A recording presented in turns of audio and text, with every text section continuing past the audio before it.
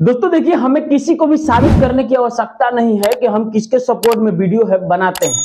यदि आप हमारे चैनल पर नए हैं तो चैनल पे विजिट कीजिए और पूरे वीडियो को खंगाल करके आप देख लीजिए। आपको पता चल जाएगा कि मैं जो वीडियो बनाता हूं किसके सपोर्ट में वीडियो बनाता हूं। देखिए, जब अगले के सपोर्ट में मैं वीडियो बनाता हूं तो सही को सही बताऊंगा और गलत को गलत बताऊंगा। देखिए, चाटुकारिता करने वाली काम मैं नहीं करता हूं, न करूंगा। जो हकीकत है हम उसको आपको बता देते हैं। देखिए, खेसारी भाई से हमें बहुत ज्यादा उम्मीद था कि खेसारी भाई का इस बार का जो गाना आने वाला है बहुत बड़े बड़े लेवल का गाना आएगा इस सावन। कहीं ना कहीं मुझे बहुत ज्यादा उम्मीद था, क्योंकि भोजपुरी एल्बम इंडस्ट्री में जिस प्रकार के सिंगरों ने अपना अपना बेस्ट देने का प्रयास किया है, कहीं ना कहीं खेसारी लाल यादव से तो उम्मीद बनता था कि खेसारी लाल यादव भी गाना जो है बड़े लेवल का देंगे। देखिए, खेसारी भाई का जब दो गाना मार्केट में आया तो एक गाने पर तो काफी जम के विवाद हुआ, जिसका मैंने बहुत सपोर्ट किया क्योंकि वो गाना इंटरटेनमेंट पर्पज से मुझे लगा।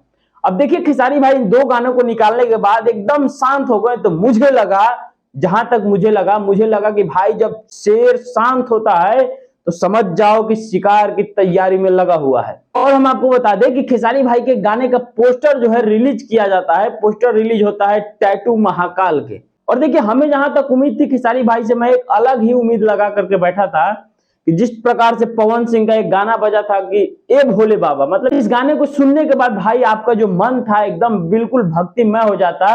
और जिस प्रकार के पवन सिंह का ये गाना था, मुझे तो भाई वाकई में बहुत अच्छा लगा, और इतना अच्छा लगा कि मैं इस गाने को कई बार सुना हूं। अब वहीं इसी प्रकार से हमें खेसारी लाल यादव से भी उम्मीद था कि खेसारी भाई मतलब यार शांत बैठे हैं, कुछ इनका गाना अभी नहीं आ रहा है तो बड़े लेवल का गाना होगा, ये तो हमें मतलब बिल्कुल विश्वास था। लेकिन देखिए, हम हकीकत आपको बता दें कि खेसारी भाई से जितना हमें उम्मीद था, जितना विश्वास था उनको लेकर के, कहीं ना कहीं खेसारी भाई का टैटू महाकाल का गाना आने के बाद मेरा विश्वास जो है बिल्कुल तोड़ दिए हैं। देखिए, खेसारी भाई का मैं हमेशा सपोर्ट करता हूं। देखिए, जब खेसारी भाई का जो पोस्टर है टैटू महाकाल का, इसे जब रिलीज किया गया, इसे जब छोड़ा गया, पहले तो मुझे देखिए नाम देखकर हमें अनुमान लग गया था कि गाने किस लेवल तक हो सकता है, कितने रैंकिंग तक जा सकता है।